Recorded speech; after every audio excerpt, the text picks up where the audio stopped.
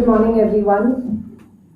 Well, I'm really honored to be here. I will, of course, acknowledge the presence of dignitaries on the dais who are going to talk to you about, the knowledge sources that they have.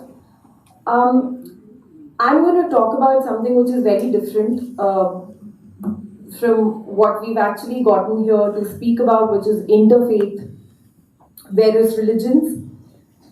But we must not forget that today, if we're here in a free society, in a free country where we have the right to follow whichever religion we want to, it was because people from various faiths and religions fought for that freedom, fought for that right for us. And we cannot forget that, and we should not take that for granted. Today being the 112th birth anniversary of Ranbir Singh, we celebrate a fiercely patriotic man, a contemporary of Bhagat Singh, a multifaceted individual and an essential cog in the freedom of the country with both his sword and his pen. Ranbir joined the revolutionary movement as a young graduate and became the leader of the HSRA, which is the Hindustan Socialist Republican Army of the Punjab and Northwestern Frontier Provinces. From 1928 to 1931, the HSRA under Ranbir's leadership hatched many plots to overthrow the British, including a plan to shoot and to kill the English governor of Punjab. Ranbir was sentenced to death by hanging, but in a twist of divine fate, his sentence was difficult to substantiate and thus commuted. Netaji Subhash Chandra Bose wrote to him, "Do you want the sweetness of the smiling dawn? If so, you must live through the dark hours of the night. Do you want the joy of liberty and the solace of freedom? If so, you must pay the price. And the price of liberty is sacrifice and suffering." Soon after, Ranbir recognized the value of words and images to effect change. He joined the Daily Milab, a newspaper started by his father, Sri Kushal Chand, in December 1933 as sub-editor. He called attention to the injustices of the British government and published photos that offered credence to atrocities. In post-independence India, Ranbir's career continued to flourish as a journalist. He took the helm of Daily Milab and held leadership roles in the All India Newspaper Editors Conference. During his presidential address in 1967, his influential words marked history. It is a strange situation that we see today, a situation replete with contradictions. The country is free, yet many seem to be tired of this freedom. We had struggled to have a government of the people, for the people, and by the people.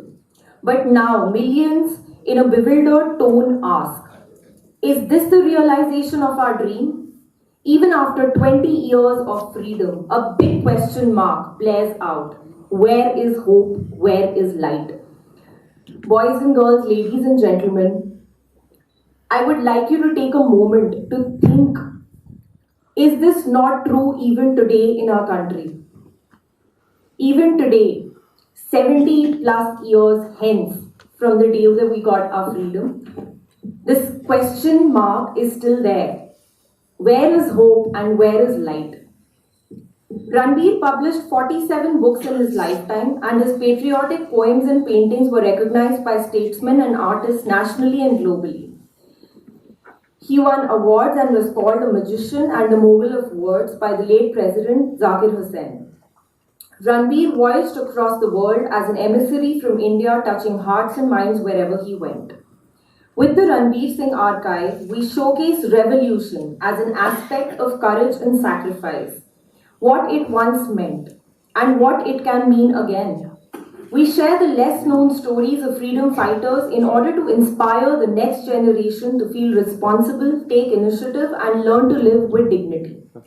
We recognize that humanity always trumps hate, and conscious engagement is always a path forward. So last year, I was a part of the Ranbir Singh Archive's event, a similar event that was put together to pay homage to Anand's grandfather, which was when I got to know that Bhagat Singh had written an essay while he was in jail on why he was an atheist.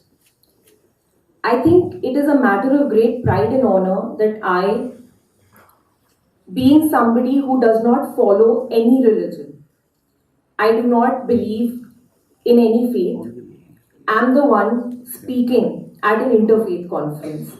I think that is true tolerance and that is true acceptance. I would like to just read out from Bhagat Singh's essay, which he wrote while he was in jail. These are just 2 paragraphs, please bear with me. And think about what he must have thought those many years ago while he was writing this. There ought to be some sound reason for rejection of age-old belief in God. Yes, I come to this question. I think that any man who has some reasoning power always tries to understand life and people around him with the help of this faculty. Where concrete proofs are lacking, mystical philosophy creeps in. As I have indicated, one of my revolutionary friends used to say that philosophy is the outcome of human weakness. Our ancestors had the leisure to solve the mysteries of the world, its past, its present, and its future, its whys and its wherefores. But having been terribly short of direct proofs, every one of them tried to solve the problem in his own way. Hence, we find wide differences in the fundamentals of various religious creeds. Sometimes they take very antagonistic and conflicting forms. We find differences in Oriental and Occidental philosophies.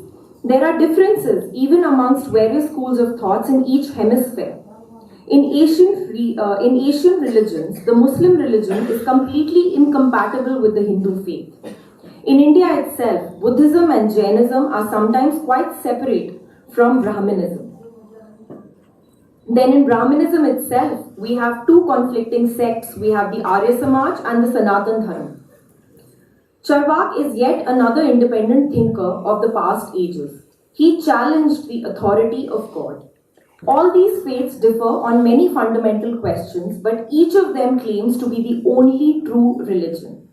This is the root of all evil. Instead of developing the ideas and experiments of ancient thinkers, thus providing ourselves with the ideological weapon for the future struggle, lethargic, idle, fanatical as we are, we cling to orthodox religion and in this way reduce human awakening to a stagnant pool. It is necessary for every person who stands for progress to criticize every tenet of old beliefs. Item by item, he has to challenge the efficacy of old faith. He has to analyze and understand all the details. If after rigorous reasoning one is led to believe in any theory or philosophy, his faith is appreciated. His reasoning may be mistaken and even fallacious, but there is chance that he will be corrected because reason is the guiding principle of this life. But belief, I should say, blind belief is disastrous. It deprives a man of his understanding power and makes him reactionary. And any person who claims to be a realist has to challenge the truth of old beliefs. If faith cannot withstand the onslaught of reason, then it collapses. Well, it is my humble belief that religion is a very private thing. And when we say that religion is private, that means you don't have to go out and scream about what you believe in. It is not necessary to make other people believe what you believe to be your religion. How you pray or do not pray is and should not be anybody's business. When we talk about peace and harmony, I think we need to think about tolerance and acceptance. When we use the word tolerance, in many ways, to me, it seems like we are putting up with something. But that is very different than accepting. When you accept, you give the other person the power to believe in what they do while not judging them.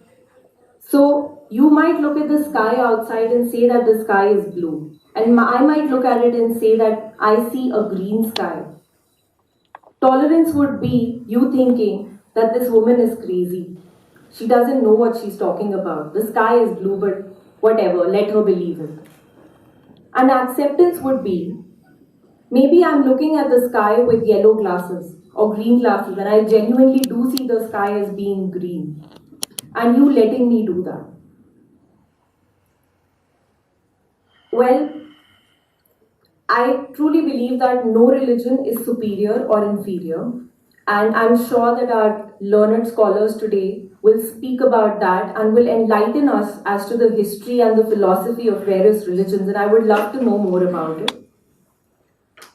A thing that we need to remember is that we were given our religion by birth. How many of us have actually chosen what religion we choose to follow? So it is very important to know, to accept, to realize, and to understand other religions as well. Well, with that, I think I will leave you to it. Thank you very much to everyone for having given me the opportunity to speak here. And what a wonderful personality he was. A prolific writer, painter, poet, and a man of so many parts. Thank you very much.